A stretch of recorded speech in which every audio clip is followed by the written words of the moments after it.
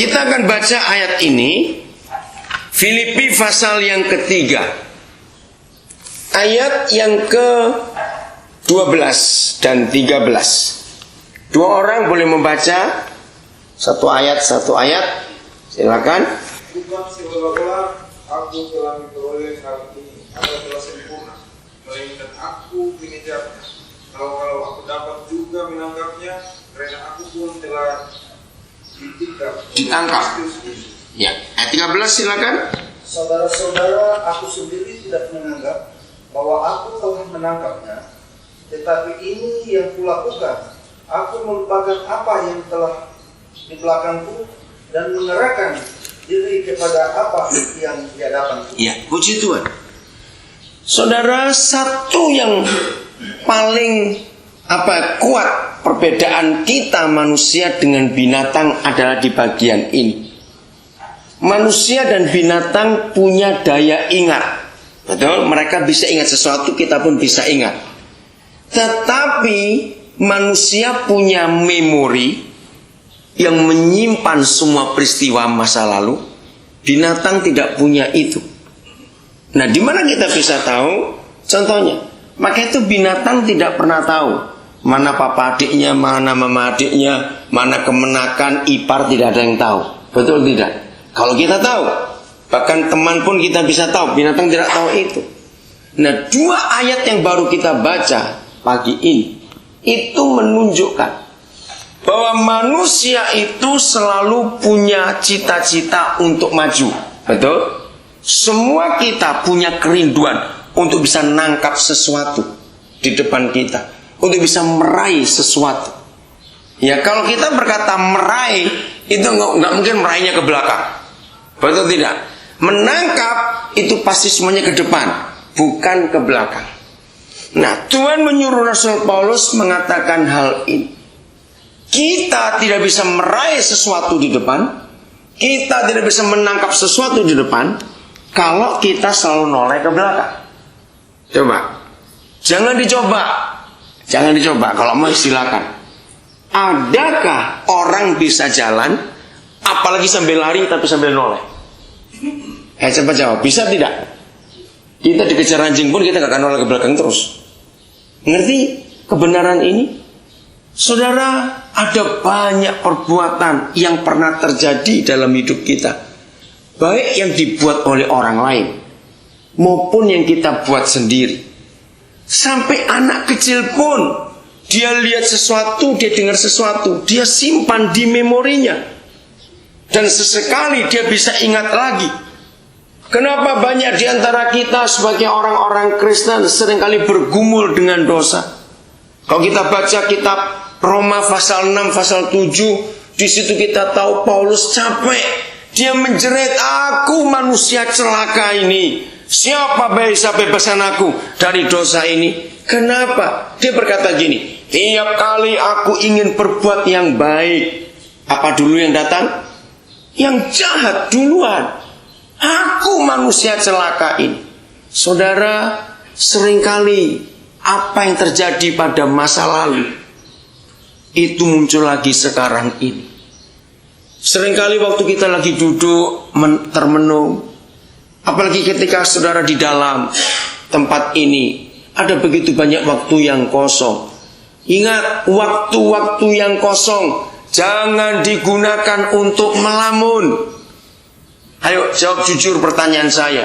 Seringkali waktu kita sendiri, tidak ada kesibukan apa-apa, kalau kita melamun. Jawab pertanyaan saya. Seringkali muncul yang bagus atau yang jelek? Ayo jawab. Yang negatif atau yang positif? Yang negatif. Itu manusia. Dan jahatnya si setan, setiap kali kita melamun, lalu muncul yang jelek, dengarkan ini, dia pasti tambahi ide-ide jahat lagi. Jawab iya atau tidak. Itu manusia. Maka itu apa yang Tuhan minta dari perjanjian lama sampai perjanjian baru? Mengapa Bapa di surga minta begini? Renungkan kitab Taurat itu siang dan malam. Renungkan, merenung. Saudara, merenung dan melamun itu beda. Kalau merenung itu pasti hal yang positif. Orang bisa berpikir, orang bisa punya ide ini, bisa punya ide itu. Saya baru tahu dari Opa cerita, kalau mimbar yang kita pakai ini adalah hasil perenungan Opa. Lihat kayu-kayu bekas, sayang, lalu digambar, dan ada yang membuatnya, bagus. Ada merenungkan sesuatu. Manusia di dunia ini yang bisa menciptakan apa saja. Contohnya handphone. Wah, kalau saya lihat handphone itu luar biasa. Orang bisa begitu pintar. Tiap hari keluar produk baru. Betul tidak handphone itu? Nah, pasti ada yang merenung. Setelah ini apa ya? Setelah ini apa? Orang yang merenung itu pasti menciptakan sesuatu yang baik. Orang yang melamun juga menciptakan sesuatu, tapi belum tentu yang baik. Yusuf, kita kembali ingat Yusuf. Pokoknya ingat, belajar tentang Yusuf. Saudara punya banyak waktu di dalam tempat ini. Yusuf itu ada di kitab Kejadian pasal 37 sampai pasal 50. Tidak panjang, tapi renungkan hidup Yusuf. Menyenangkan sekali. Ingat, dia jadi budak ke Mesir karena 10 kakaknya yang jual dia. Dia masuk penjara bukan karena dia dosa. Istri Potifar cari gara-gara. Saya mau tanya kepada saudara, maaf ya kalau ada yang punya kasus ini. Kenapa orang bisa membunuh? Kenapa orang bisa membunuh? Sederhana jawabannya. Ketika dia disakiti, atau dia dirugikan, atau dia difitnah, dia melamun, dia merenung. Nah, kejadian kecil yang kita simpan di otak kita, lalu kita olah.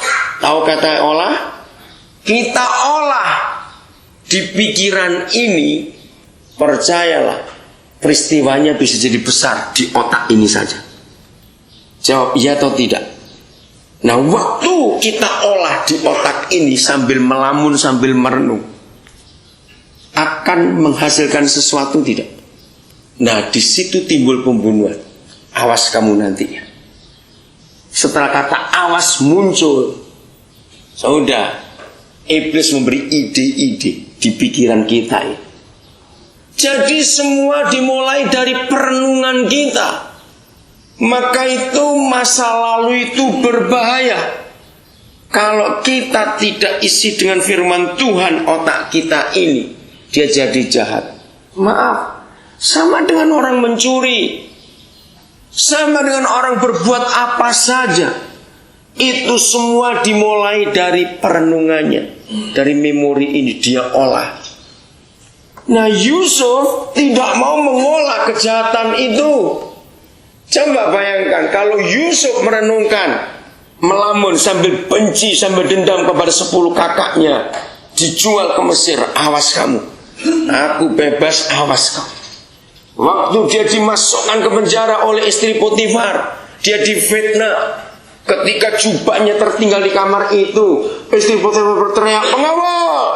Datang mengawal. Kenapa? Aku mau diperkosa oleh orang Ibrani. Itu lihat ini baju ditinggal di sini. Mati Yusuf. Enggak bisa buat apa-apa. Kalau Yusuf mengolah kejadian itu dalam penjara, dia jadi dendam luar biasa. Tapi mengapa Yusuf tidak dendam kepada 10 kakaknya? Dia pun tidak dendam kepada istri Potifar. Karena dia tidak membiarkan memorinya bekerja di masa lalunya. Saudara, orang yang suka hidup pada masa lalu itu orang yang paling bodoh. Bodohnya di mana? Misalnya begini, tahun 94 ada kejadian. Ya misalnya, rumah terbakar, akhir usaha bangkrut. Itu tahun 94. Nah, orang yang tidak mau lepas dari masa lalunya selalu cerita, aduh seandainya rumah itu tidak terbakar, kiosku tidak terbakar, aku jadi orang kaya sekarang. Aduh seandainya.